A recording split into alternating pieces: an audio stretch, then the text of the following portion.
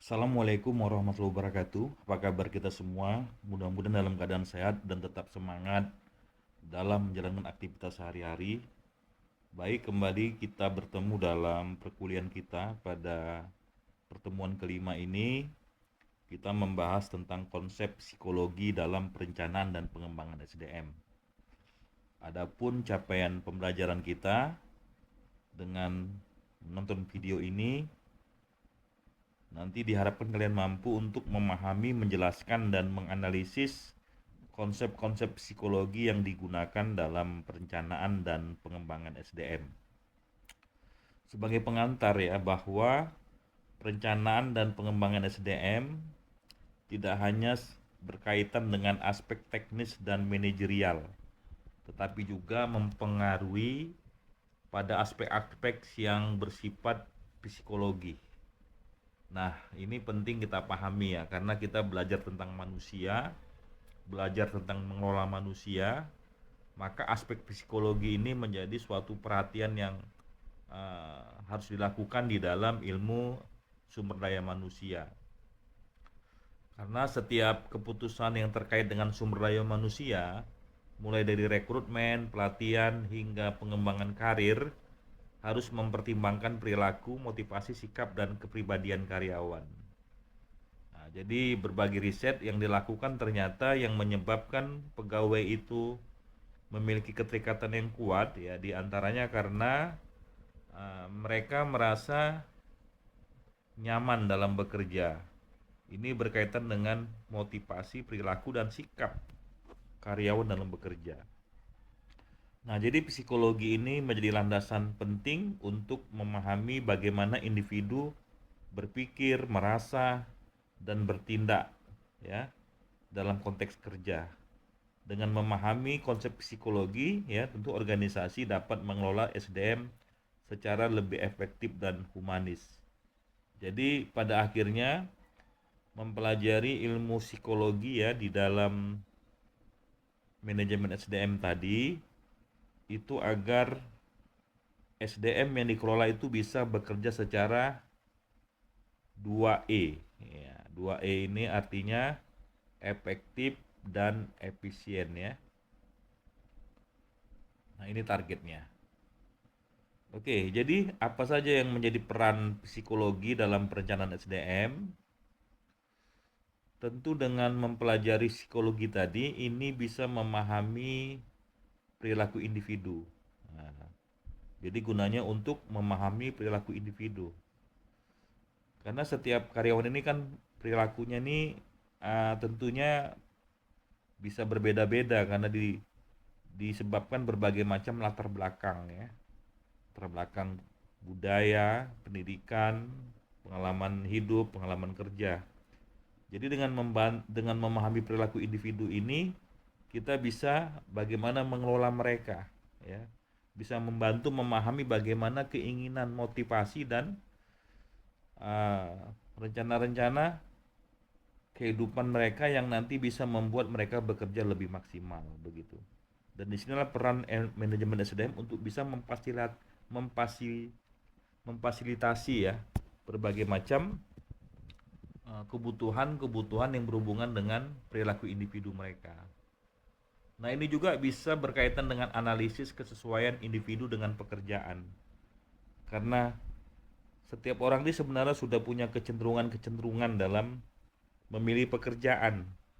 Nah, kita mungkin pernah mendengar istilah ada extrovert, introvert ya, atau mungkin istilahnya orang thinking, feeling, instinct, intuiting dalam ilmu Stephen.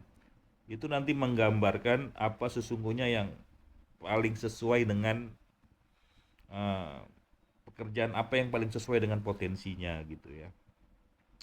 Dan ini juga bisa untuk memprediksi kinerja. Jadi dengan mempelajari ilmu psikologi ini, kita bisa memprediksi bagaimana nanti kualitas kinerja seorang karyawan. Dan tentunya yang keempat untuk mengambil keputusan sumber daya manusia. Nah, apa saja yang menjadi peran psikologi dalam pengembangan SDM? Tentu karena aktivitas SDM itu adalah salah satunya pelatihan ya. maka ini bisa meningkatkan efektivitas dalam kegiatan training. Jadi kita bisa menjadi jalan untuk membantu merancang pelatihan yang efektif. Kemudian juga nanti bisa untuk mengembangkan potensi kepemimpinan pegawai ya. Memahami karakter orang ini bisa dikaitkan dengan bagaimana cara organisasi menyiapkan karyawan untuk menjadi pemimpin di masa yang akan datang. Dan tentunya bisa meningkatkan motivasi kerja. Secara otomatis ya, pegawai yang uh, dipahami secara aspek fisikisnya, dia akan bisa meningkat ya motivasi kerjanya. Dan nanti berakhir pada pengembangan karir.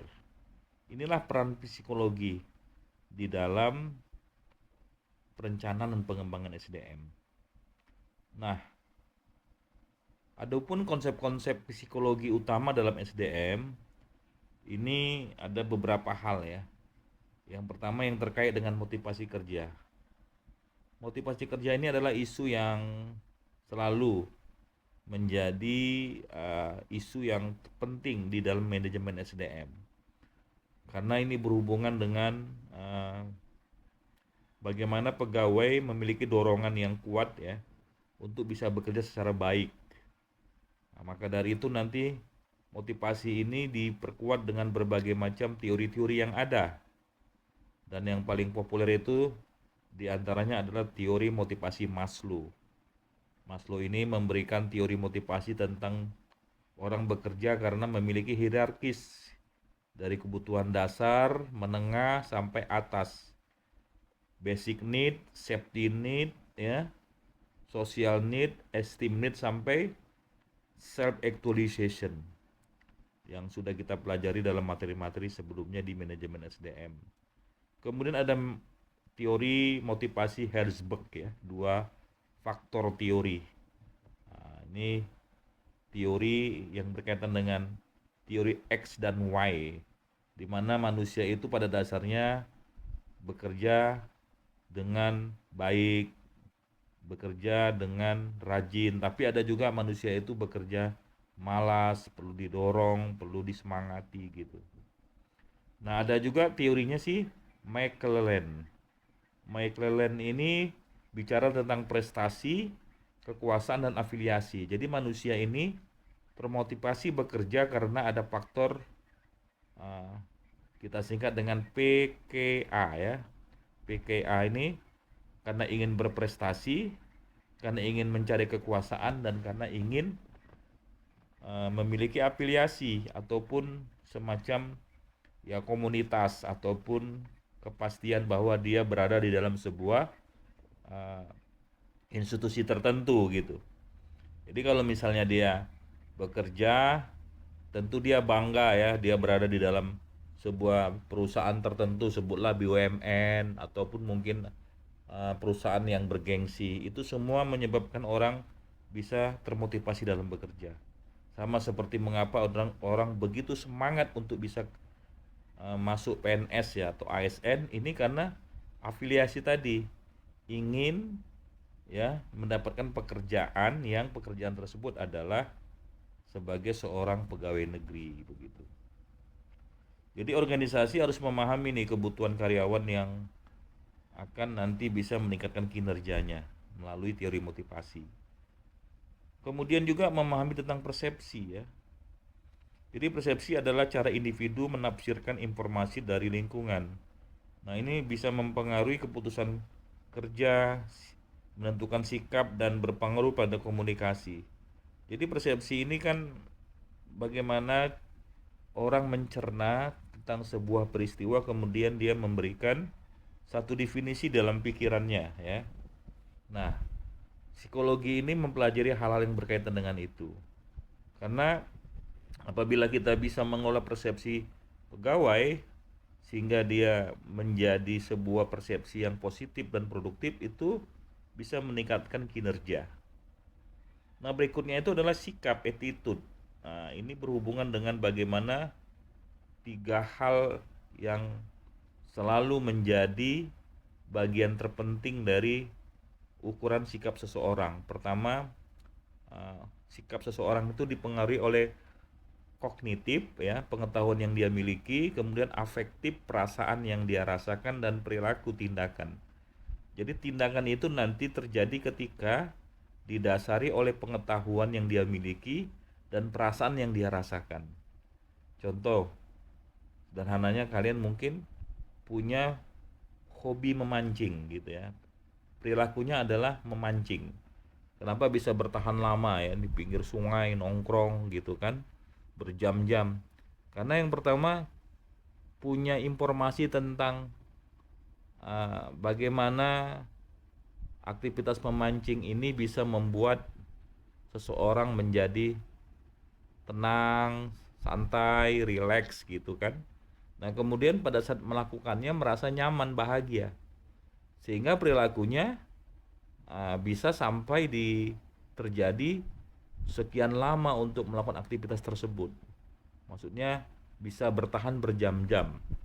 Nah, ini kan di dalam ilmu psikologi dipelajari agar bagaimana karyawan dalam bekerja juga bisa seperti itu. Dia merasa nyaman, perasaannya merasa nyaman. Tapi dia memang harus juga diberikan pengetahuan yang cukup dulu untuk agar orang ini menjadi nyaman gitu kan. Nah, ada faktornya kognitif tadi kan, pengetahuan, afektif, perasaan, dan adanya tindakan atau behavior dia ya, perilakunya. Nah, berikutnya adalah kepribadiannya. Jadi setiap manusia ini memiliki kepribadian yang berbeda-beda. Disebabkan karena memang begitulah sunatullahnya. Allah menciptakan kepribadian berbeda-beda ini agar muncul peradaban gitu. Seandainya tidak ada perbedaan pada karakter manusia, mungkin tidak akan ada peradaban. Kenapa? Misalnya semua orang ingin profesinya sama. Semua orang misalnya ingin bekerja sebagai seorang dokter atau ingin menjadi tentara semuanya.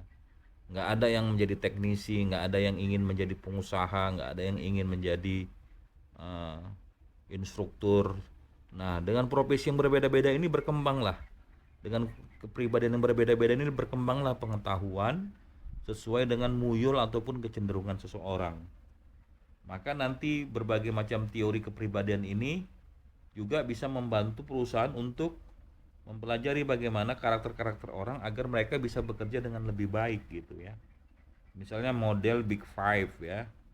Bagaimana orang itu punya karakter openness ya. Openness atau terbuka. Atau conscientiousness ya. Nah, ini extraversion. Kemudian ada agreeableness ya, ada neuroticism. Ini teori-teori yang sebenarnya sudah lama ya ada, yang dikembangkan ya oleh para psikolog dunia gitu. Nanti pengembangannya ada orang yang seperti yang saya sebutkan tadi ya, ada introvert, ada extrovert, kemudian ada teori MBTI ya, ada orang itu thinking, feeling ya, kemudian ada orang itu perceiving, kemudian ada orang tersebut modelnya adalah kaku ya, ada juga yang modelnya senang berhitung, ada yang senang berbicara begitu. Nah, semua itu adalah kepribadian yang bisa menjadi jalan untuk mengelola manusia. Nanti di pertemuan tatap muka kita akan sedikit singgung itu ya untuk memahami diri kita. Oke, kemudian untuk pembelajaran ya juga mempelajari manusia ya, untuk agar manusia itu bisa berubah, maka kita harus tahu juga bagaimana motif ya, bagaimana cara kita mengelola manusia. Jadi ilmu psikologi itu agar manusia itu bisa manusia itu bisa dikelola agar dia bisa berubah menjadi lebih baik. Dan ini juga bisa berdampak terhadap kepuasan kerja. Nah, jadi nanti Psikologi ini berperan agar pegawai merasa nyaman dalam bekerja sehingga nanti meningkat produktivitas, mengurangi turnover dan meningkatnya loyalitas. Dan berikutnya adalah pegawai bisa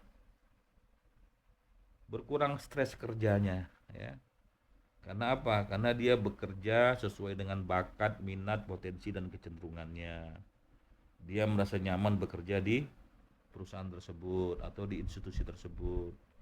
Dia merasa dihargai, dia merasa terpenuhnya kebutuhan-kebutuhan yang disebutkan dalam berbagai macam teori tadi. Seperti teori McLaren tadi. Ya, dia merasa terpenuhi kebutuhan prestasinya, dia berpotensi untuk punya jabatan, kekuasaan, dan dia juga merasa bangga afiliasi, ya, bekerja di perusahaan tersebut, sehingga dia betul-betul nanti memberikan potensi terbaiknya dalam bekerja.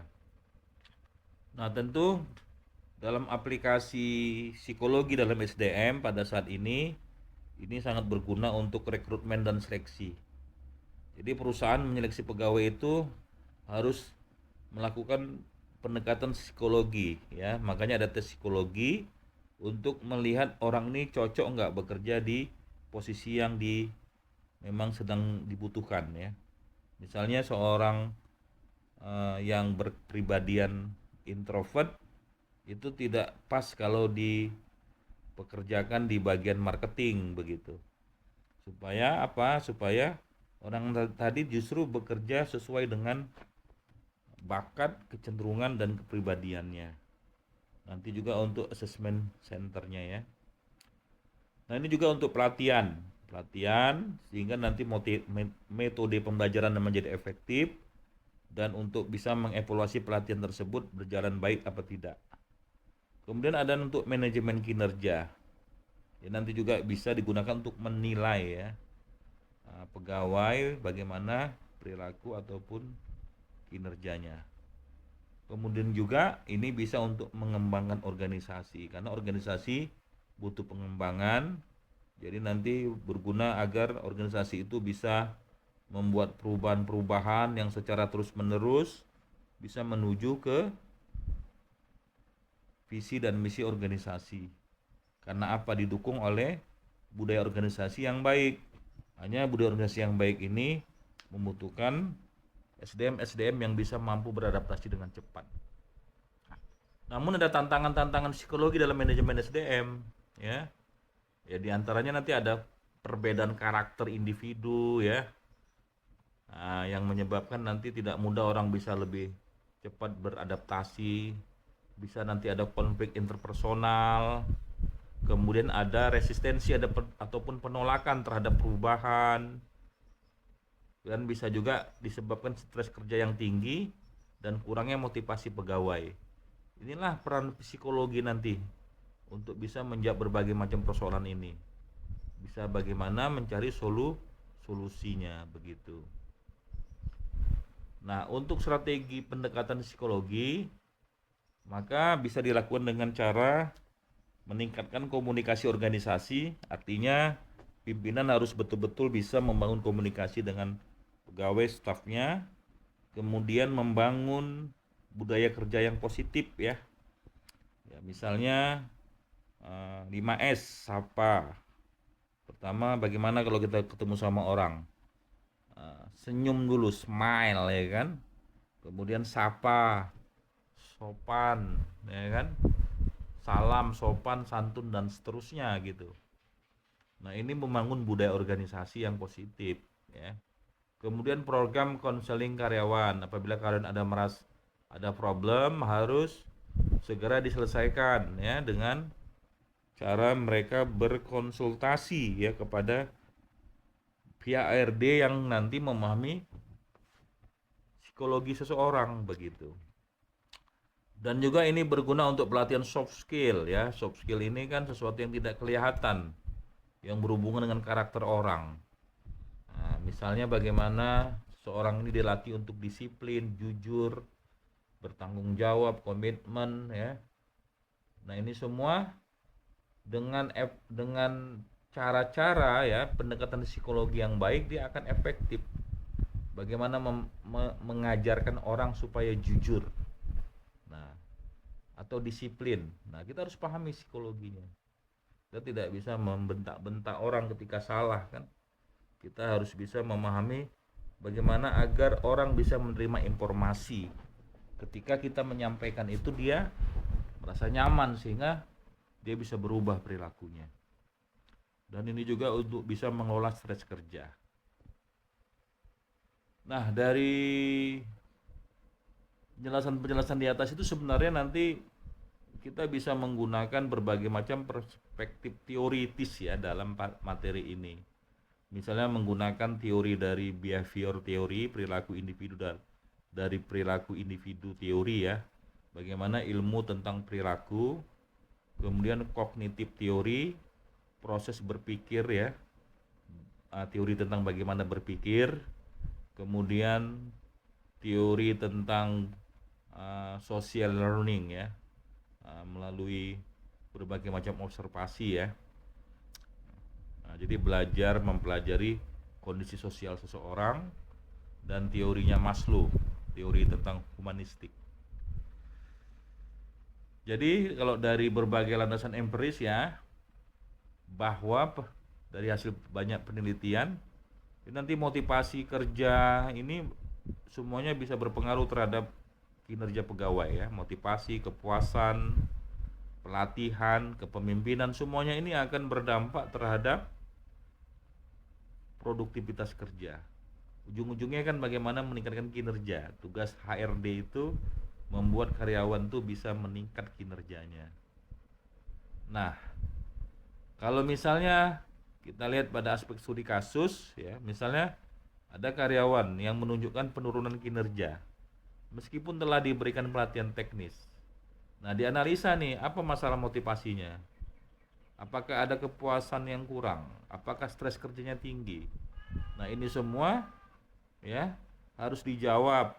Nah, cara menganalisanya ini memang akan sangat efektif dan sesuai dengan pendekatan-pendekatan psikologis pegawai.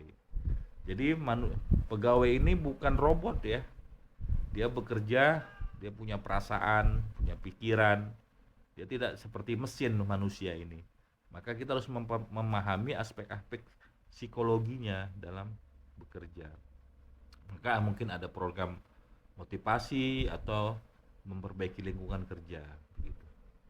Baik, kesimpulan ya terakhir, jadi psikologi ini memiliki peran penting dalam perencanaan dan pengembangan SDM dengan memahami aspek psikologi seperti motivasi, sikap, kepribadian, dan pembelajaran. Nanti organisasi dapat mengelola SDM secara lebih efektif. Pendekatan psikologi membantu meningkatkan kinerja, kepuasan kerja, serta menciptakan lingkungan kerja yang produktif. Nah, demikian ya materi kita pada hari ini. Mudah-mudahan bisa dipahami. Terima kasih. Saya akhiri dengan wassalamualaikum warahmatullahi wabarakatuh.